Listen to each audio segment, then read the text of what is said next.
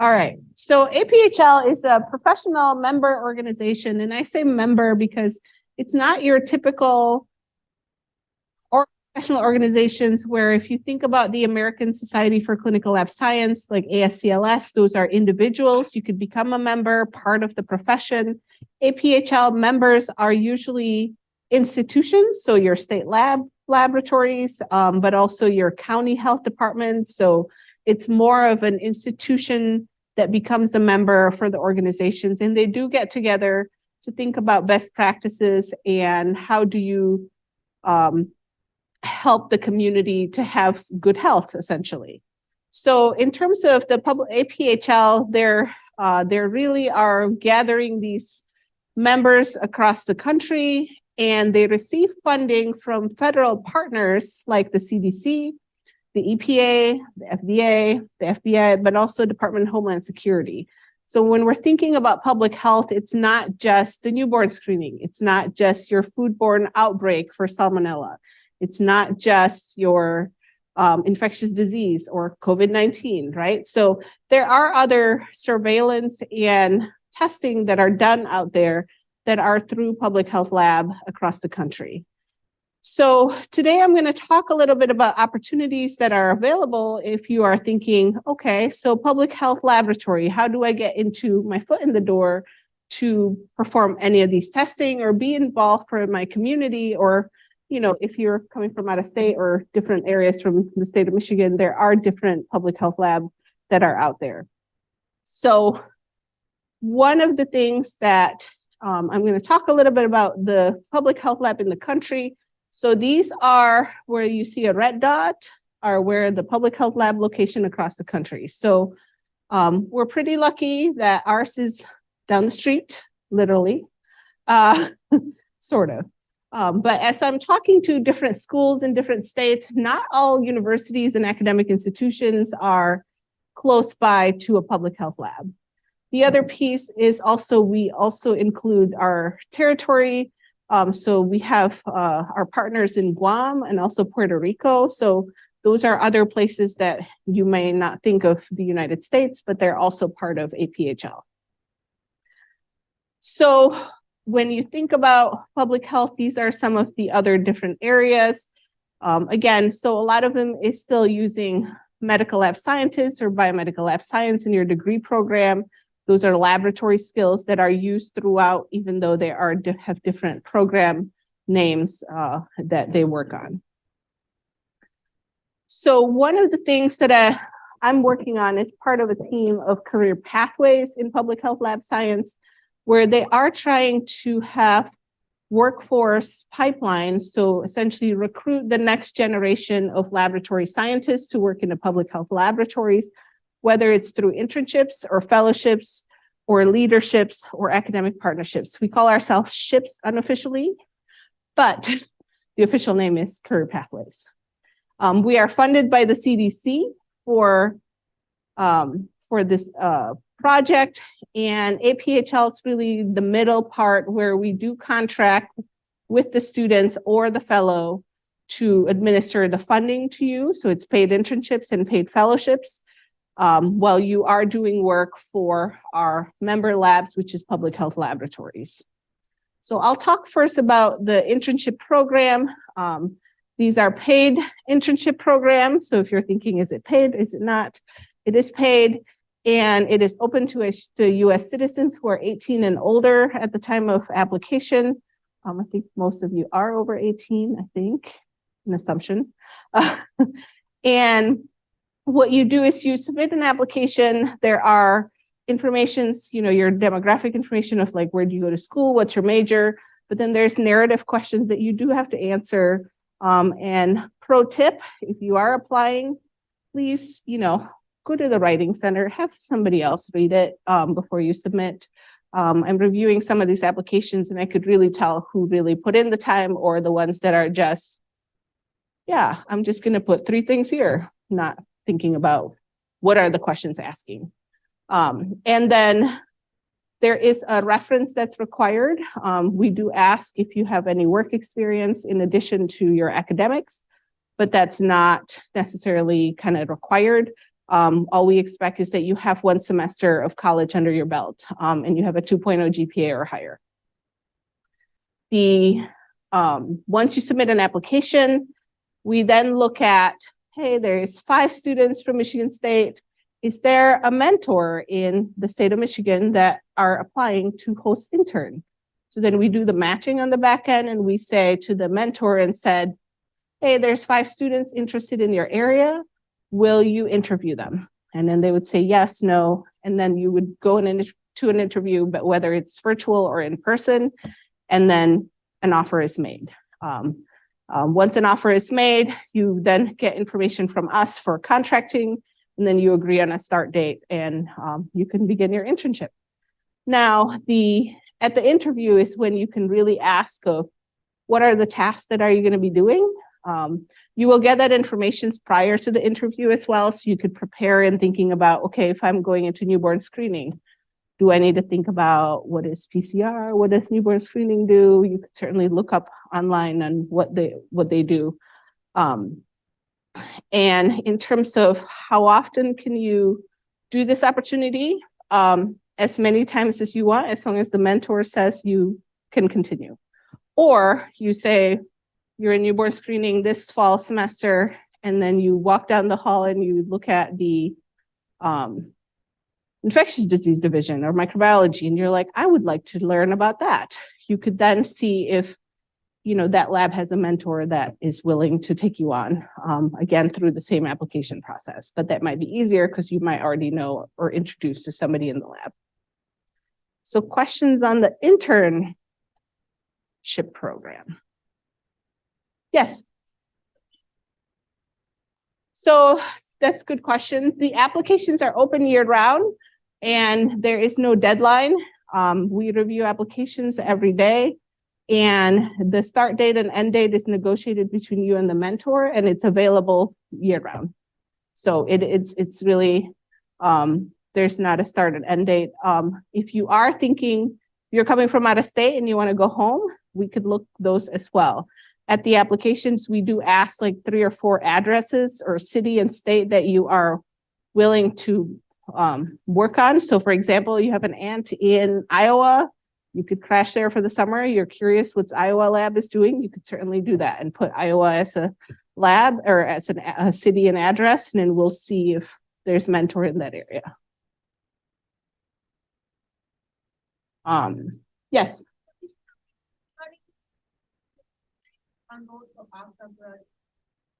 For the internship program, you do have to be an active student. Active student mean, if you have to wait for, you're not taking classes in the summer, you have to be enrolled in the previous spring and fall. If you don't have any class in DLD for the fall because of the way things are offered, you can take fall off, and as long as you've enrolled in the previous spring and the following spring, you'll be fine. So we're not picky, as long as you haven't earned a bachelor's degree. We just want to make sure it's not, you've graduated, you've done your gap year, now in your year 3 of gap year, you're now applying for an internship. At that point, we'll probably turf you to the fellowship program, but I'll talk about that as well. One thing I forgot to mention, the payment is, you do get paid once a month, unfortunately, instead of biweekly. It comes out to be $20 an hour. So from what I've seen on the retail and fast food joint, I think 20 is competitive, I think. But. Questions? Yeah. Yes. So let's be realistic, 2.0 is minimum, but is there any chance with the 2.0? If there is a mentor and you pass the narrative and you have a good reference, you will get in. I'm not picky. This is meant to be early career pathways. I'm not looking for a 3.99 GPA that has an undergraduate research and have joined URAF last week. I mean, how many of you heard about things that is in public health prior to today like that? Yeah, a few of you do, right? Like, and I mean, it's not, I mean, lab science is already kind of the hidden profession, and let alone public health lab science, right? And the other piece I think people also forget, not all state lab does, they don't only just do newborn screening, they don't only just do foodborne outbreak. They do testing and water surveillance, they do lead testing. Like, I mean, there's other side of the environmental agency that they do that not, you know, that our BLS major are perfectly fit for. And, you know, it's a very different world than the clinical world. But certainly our BLS students or any, or even MLS could certainly join. I always think it's interesting to see, a couple of weeks ago, I talked to the advisor for the College of Natural Science, and some of them actually were suggesting biosystems engineering is another one for environmental health, which is, it's a perfect fit when I look at their curriculum. So, other questions? So this applications was launched in about a month ago today, actually. And so we do accept application all the time. So if you're thinking, you know, I already have something lined up for the summer, I'm thinking for fall or maybe next summer, certainly feel free to, you know, look. The easiest way that I usually do search, there is the website, but also if you just put in APHL internship career pathway, it will be the first thing that come up. So. Yes.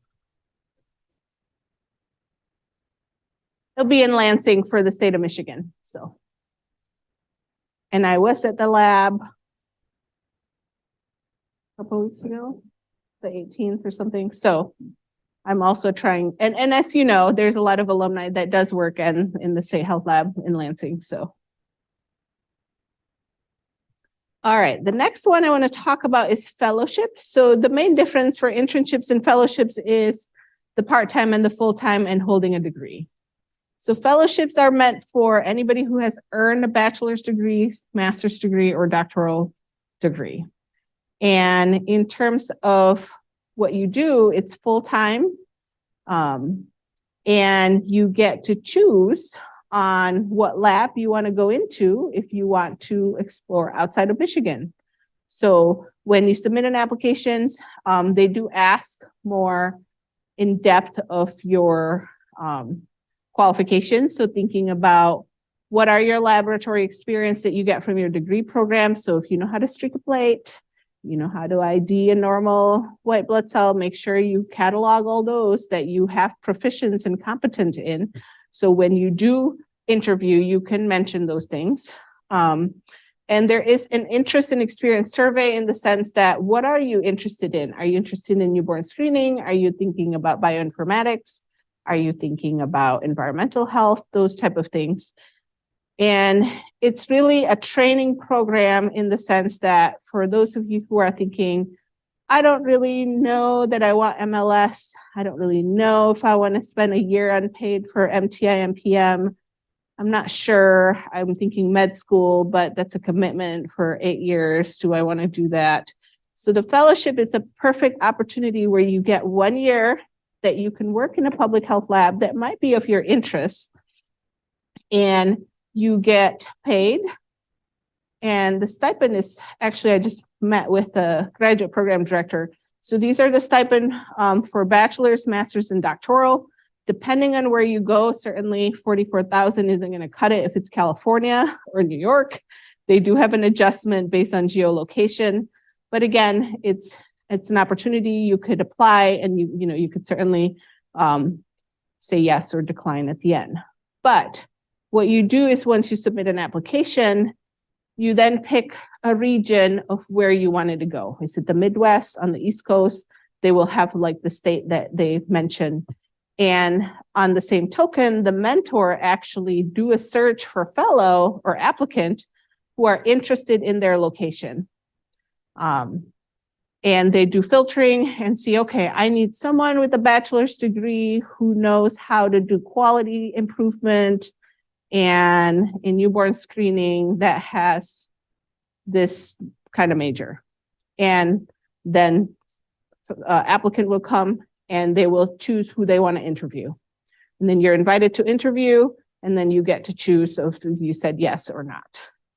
Part of the benefit of the fellowship program is, other than full-time position, you do get stipend assistance for medical and relocation. So if you're thinking to move from here to Iowa or here to New York, there is some assistance on that. But also you get invited to their annual conference. You also get professional development fund, in the sense that if you are interested in newborn screening, APHL holds newborn screening conference annually. So you might want to go to the annual conference and the newborn screening. So they have that as well. The lab also gets money, about up to $10,000 for whatever project they wanted to do with a fellow. So if you arrive there, they wanted to do surveillance on disease X, and they're like, we could modify this and we could do disease X and Y. You do get funding to do that because of you're in the fellowship program. So these are more full-time post-graduation opportunity that you get to experience. So questions on the fellowship program?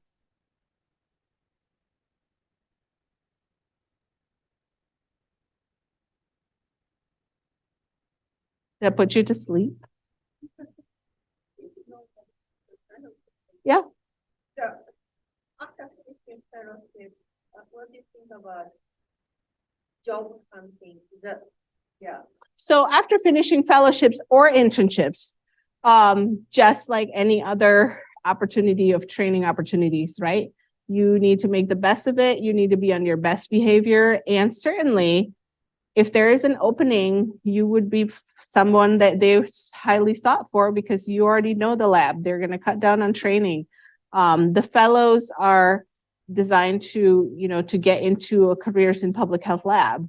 And one of the things that on the previous group that I talked to, someone asked, well, what happened, especially in the fellowship, if you move somewhere because you are trying to be open-minded and see what other labs or other states are doing, but then your home is really somewhere else. Are they going to be offended that you move back? No. So there is not a mandatory or commitment that you have to make. Your commitment would be for that 1 year for the fellowship, but after that, it's up to you. Where do you want to move to? I mean, it is to your benefit if you can stay in the same lab, that your onboarding are going to be much smoother, but that doesn't mean like you can't go to the same type of department in a different state, right? The other piece is you might already know who are these people from other states. Most of these program areas, when you're thinking about infectious disease or environmental health, they have monthly calls across the country that they talk about best practices. They talk about how do you run this test? How do you get reagents? Who are your vendor? How do you get through, sending communications to your community about, don't leave your standing water. They do a lot of collaborations within themselves that, if you are joining some of these calls, then you might already know who are in the other place. In most calls that I've sat in or listening into, sometimes they're like, we got 5 openings. Anybody wants to move to X state? Just like in the clinical lab, right? We all passing around opportunities in different capacity. Other questions? I believe the fellows requires, get back to you on the GPA, but I'm not sure.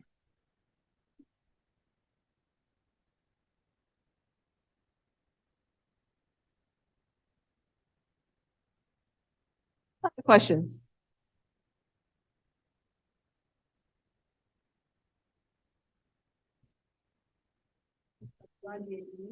I know. Yeah. At this point, since we just launched, we have more students than mentor. But that doesn't mean that we're gonna increase the bar. It's really, mentor is much more commitment on them to like make sure they have the space, the resources, and time to mentor you. And internship program is a brand new program. It's never been done before. So I think a lot of staff are still mulling over it. In terms of fellowship, I think they're about the same. But again, fellowship, they are working on such more sizable project other than the supply fund that they can use. But that's another piece. You know, when you think about hiring and having training programs in your lab, it's a balance of you have work that you need to get done, but you also need to train the next generation. So you're not shorthanded, but at the same time, if your lab's already shorthanded, how do you balance bringing in an intern or a fellow to make sure that they're not being abandoned? But you also learn something, you know, and we do want mentor to be thinking about, do they have the capacity to do that? And so a lot of times, I usually tell them, start with an intern because it's such a lower commitment than a fellow. Most fellows are, you know, some of their expectations are they do present at the annual conference. They do present some sort of work because it is a 1 year, much more like outcome driven project.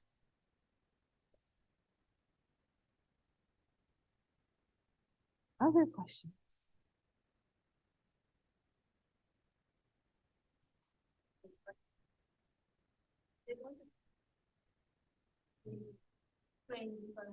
Yeah, so depending on your level, you might be paired with different type of projects. Somebody in the bachelor's degree might be doing a little bit more of the testing piece. The master's degree might be more thinking about testing and data analysis. Doctoral degree might be like, we want to move this assay from one platform to another, like maybe from a manual to a more streamlined instrument. Like, how do you do that? So it does depend on your qualifications, but also the need of the lab, because at the end of the day, it is, you are helping the public health lab. Yeah. So you can do fellowships in multiple departments in the sense that, you know, someone who's doing bioinformatics might be doing bioinformatics data analysis through newborn screening. So some of these program areas, it really just depends on how the lab is divided. Most people do fellowships kind of 1 year, and if you do extend to second year, their second year training curriculum, you do get curriculum training throughout both internships and fellowship, by the way. The second year are more kind of training you how to be a supervisor. So some of the things that I've seen on the second year curriculum are risk management, like how do you talk to the media? So, you know, you talk one sentence and then they ran with like half of the sentence, make everybody panic. So there are, it just depends on what you wanted to do with it. Yeah, I mean, as you know, lab isn't really always clear cut of like, I mean, if you're in the bachelor's degree, you might be doing like the same thing over, but again, even then, you still have to report to quality and things like that. Even in my role as an internship manager, I talk with our quality system all the time and thinking about all the surveys and all of the assessments are done through the quality department. They report to me of what the outcome is, but it's still part of my program, but I still talk to them on like how to best design the survey. How do I report? What does the CDC want? Because I can't do it all for 500 applicants. I'd never sleep. Other questions? Couple MLS students. Maybe someday you could apply for the fellowship.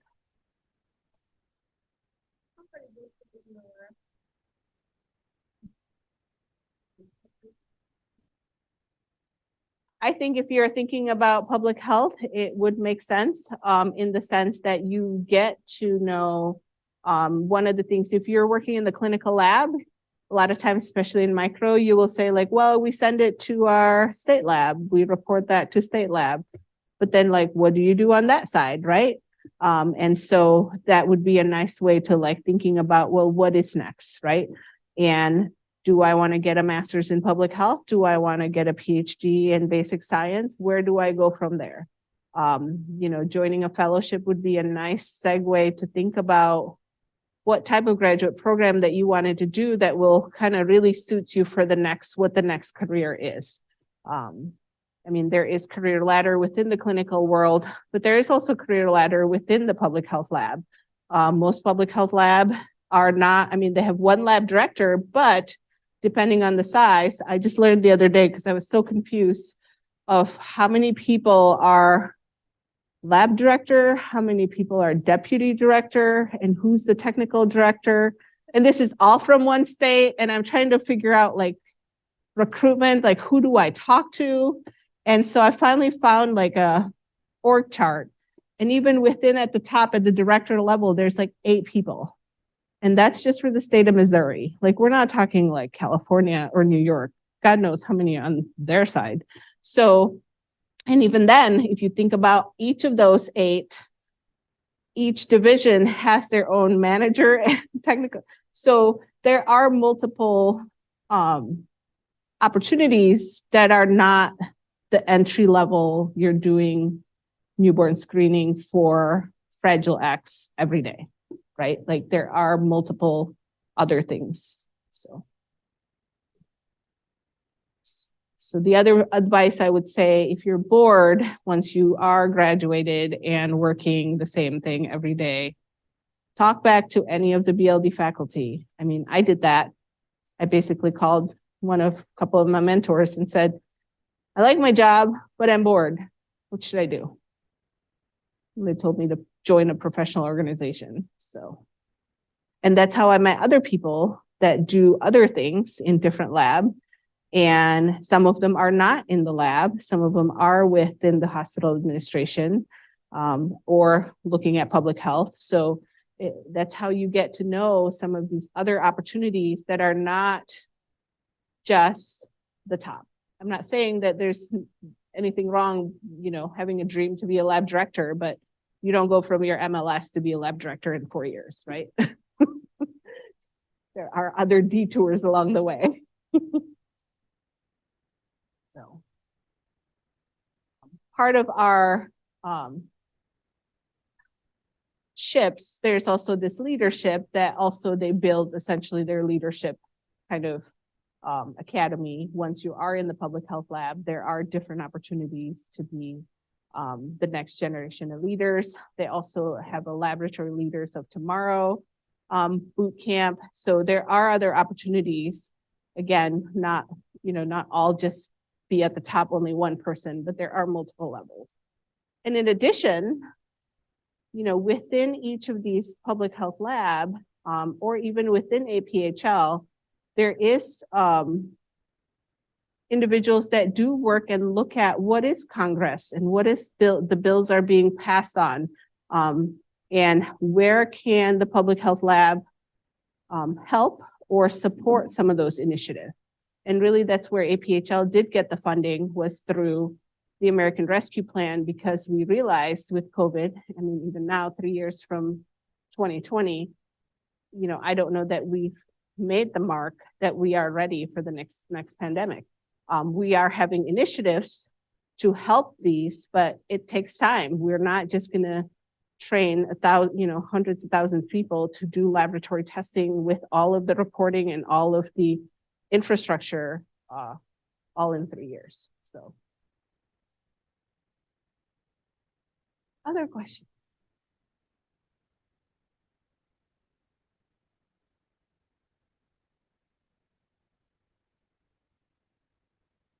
Okay. What else?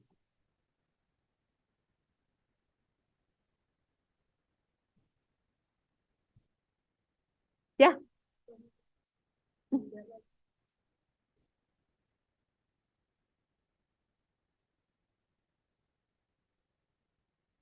You do get a networking opportunity, but you don't get a credentials.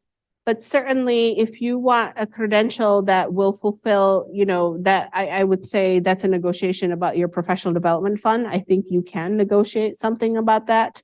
The other piece is also think about the project that you do in a public health lab. There's probably one project in every state. Not everybody will have that type of experience that you do, unless they're a fellow in a different state in the same boat. So that's one advantage that you would get. You do get a unique project that you get to work on. But you mentioned about the network. It is a small world. I mean, you've seen the clinical world, how small they are. Same thing with a public health lab. I sat in some calls and I'd be like, okay, that person's name is Jack. And then my boss would say that person's name is John. And I'm like, are we talking about the same person? And she's like, yeah, I always known him by Jack. And I'm like, it's like, I've known him like 20 years ago. And I said, what? So, I mean, speaking of small world, and every call I get into, I'm always seeing the same people, the same name. And I'm like, yeah, public health lab is another small, organization. Even though, when you see calls, it's like 400 people, but you scroll to 400, you're like, yeah, I've seen some of these before. Then other piece, in the clinical world, I know we have a lot of, in the educators, we'll have sometimes a faculty member will say, I have a student who's moving to Kentucky. What hospital should she look into? Like, it's the same in public health lab. They'll say, I have so-and-so that needs to move to Iowa. Do you guys have any opening?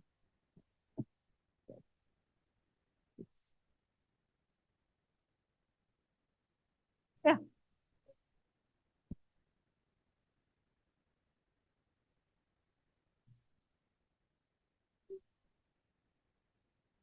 At that point, then it's in the student's control at the time of interview of how, because the mentor does get to pick who the intern is. And if, let's say, we have 2 mentors for 10 interns and they only need 2, what do I do with the 8? I would then call up the Michigan lab and said, hey, I have 8 students who's interested in X, Y, and Z. Any of you want to take them to interview? So that's where the academic partnership group comes in. For Michigan, I've known some of them, so I could pick up the phone and call, but like for, I don't know, Ohio, I have no idea. Like I'll call Dana in academic partnership and said, okay, here's the location, here's the student, can you help me find mentors? So APHL has staff that knows all these members across the country as well. So I will probably put out a feeler to the program staff and said, hey, can you talk to your newborn screening department? Can they host an intern? Can they submit an application? So. And for the interview, I would say, Michigan State has a really nice career services program, and that's not the case for every other university. So I would say take advantage of their mock interviews. They even have like a computerized mock interviews, which some bigger companies have used in the past, where they would just say, log into this screen, and then there's a prompt, and then you just put an answer and they record you to a screen. And that's all you do for like first cut of interviews. So. Other questions? Good questions.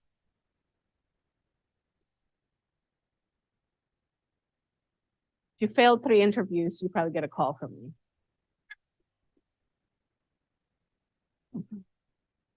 I mean, we do screen them before I send you to a lab. So, I've seen some atrocious applicants, trust me, that I'm like, did you fill this out in between class?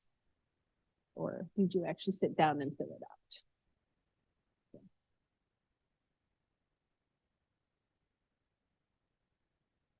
Other questions? So don't stress yourself out trying to submit an application tonight. I know it's the week before finals. You've done all that you can. You guys have done a lot of the work. So, make sure you get a good enough sleep. One more week, then it's summer. Then you're gonna miss us. Then you have to think about what snacks do I want to get? I can't just roll over to Kedzie. There'll be food there.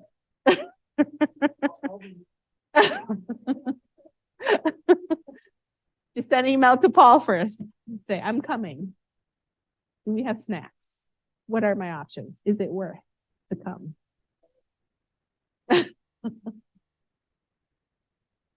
My email is just my first name dot last name at aphl.org. Yes, I did not bring any business cards. It's in a box somewhere.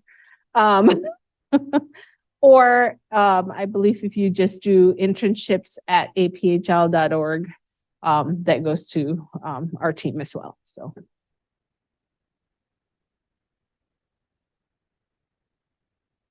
Other questions?